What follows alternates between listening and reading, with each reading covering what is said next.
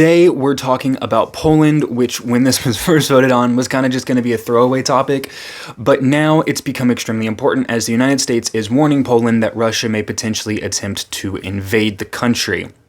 However, I'm just going to go over some cool things about Poland that I think are cool because the vote was me fanboying over Poland. As for like a both sides thing, because burst the bubble, supposed to be a little bit both sides, the both sides thing is this is all just fact, and it's things that I think are cool. So yeah, let's hop right into it. Thank you for watching. If you're new here, I'm Bowen. This is Burst the Bubble.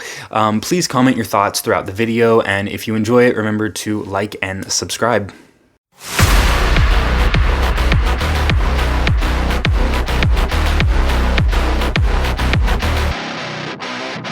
So first, I'm going to talk about some immigration reform that has happened in Poland, and this is going to be important as to why it's cool and interesting in a second. Poland has removed all of its digital application processes to close loopholes in laws that allowed for essentially immigration fraud. It has also banned asylum temporarily within the country, and essentially made it so that if you're not from Poland, you can't enter Poland using non-legitimate means. So that means crossing the border and saying, I need asylum. No, they don't play that game anymore. They also have imposed stricter labor regulations on immigrants who have come into Poland, really giving selectionist policies a little bit of a new light and a new meaning, as well as created stricter language regulations for immigrants coming into the country as well. Some critics of this have claimed that it is inherently racist, given the race and ethnic origin of the immigrants primarily attempting to enter Poland over the Russia and Belarusian border. Through the razor wire stones thrown over towards the Polish border troops, an attack ostensibly by migrants, but which Poland says was carried out under the strict control of Belarusian officials. Met with all the tools of crowd control that Poland had standing by. Water cannons firing deep into the crowds, clearing away the tents and families who'd camped here hours before. Volleys of tear gas and stun grenades. A major escalation after a frustrating, cold and frightening week for the thousands of migrants stuck in limbo between Poland and Belarus. As well as that, in the long run, things like no mail, no paper versions of applicants for, applying to immigrate into Poland will just damage the country. However, the intent, like I said, of this policy is to close loopholes and uplift the country. Why are they doing this? Well, firstly, Russia and Belarus have been pumping immigrants into Poland along with Finland, Lithuania, Latvia, and Estonia. This was confirmed in 2024 with the discovery of several tunnels leading from Belarus into Poland, and then has been later confirmed with more tunnels being found in 2025.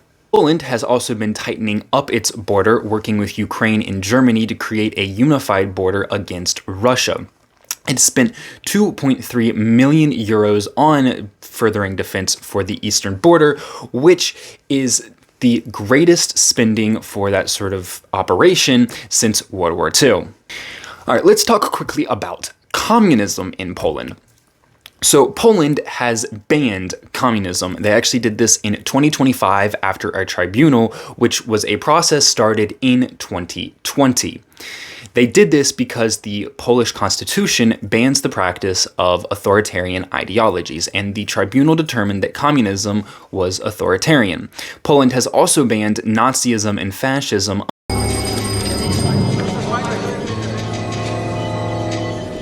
Nazis. I hate these guys. Underneath this constitutional provision within the country. There are also some rumors that I have found online or seen kind of floating around online that Poland is debating, or I shouldn't say Poland, there are people within Poland debating attempting to have the same thing applied to Islam. Now let's talk about crime in Poland. There's a lot of videos online of Polish streets. These videos are to highlight something very special and specific about Poland. They're clean. You'll see similar videos talking about France, Italy, or the United Kingdom, in which the streets are not clean, covered in trash, human excrement, and other waste, and just all around having signs of discord and disorder about them.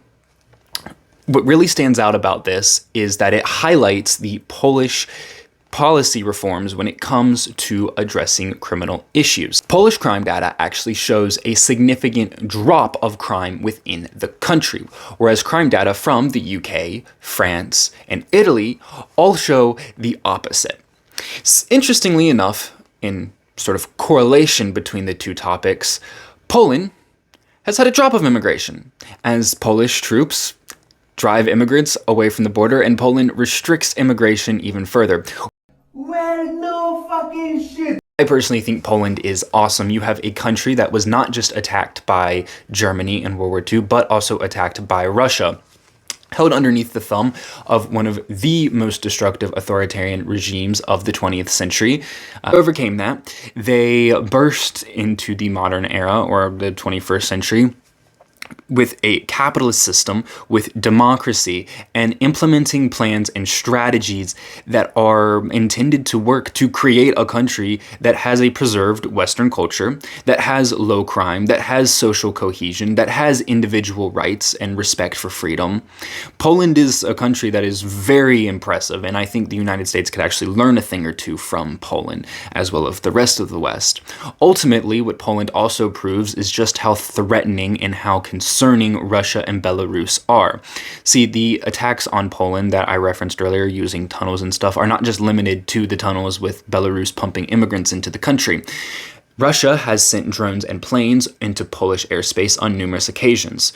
Russia has interfered with Polish transportation systems. Russia has spread destructive disinformation campaigns about Poland and in Poland about its own country. Online, Poland is referred to as this far-right dystopian place, but then when you look at the data, they have very low crime. They have great quality of life. Everybody's living well, and yet it's vilified. Why? Because it doesn't play games with immigration. It doesn't play games about crime, and it does not play games about allowing anti-liberty, authoritarian ideologies into the country. And it does not care what your personal feelings are about that. It cares about the facts of the matter. It cares about the empirical and rational information provided to individuals to be able to determine the fate of these things. That is why I like Poland as much as I like Poland. I think it is really something that the entirety of the West can learn from. And I think when we are trying to define what the West is, we can really look at Poland to highlight what the West can be and what it means to be Western. And Poland is not this racist hellhole that some people online will make it out to be. There are people from other national origins within the country. However, they are selected to be allowed entry for very explicit reasons because they uplift and build up the country of Poland. Poland's native population is white, therefore you should expect the majority of the population in Poland to be white. Poland, just like every other country on the world, has a sovereign border and should not be required to allow other people in. That's my take.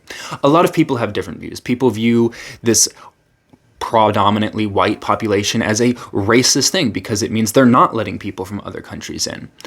But I would challenge that and say, why? Why is that, one, so important, and two, why aren't they letting these people in? Ultimately, that's why I like Poland. Thank you guys for watching. Like I said, this was supposed to be just a throwaway video, but I fear it might become important. Comment your thoughts below, and remember to like and subscribe. I do burst the bubble once a week, and also we're working on other videos that are not going to be giving such a both sides spin on things, or at least highlighting another side of the opinion. We're coming at things as moderately and factually as possible. Now, we are going to be doing some other videos, some that are just straight opinion pieces and some that are fact pieces with analysis attached. So stay tuned and keep an eye out for those as well. And remember to go follow me on Instagram, which is in the caption below, if you want to vote for, not next week, because I'm going to be in DC next week, not filming, but the week after that's video. Anyways, I hope y'all have a great rest of your day, and God bless.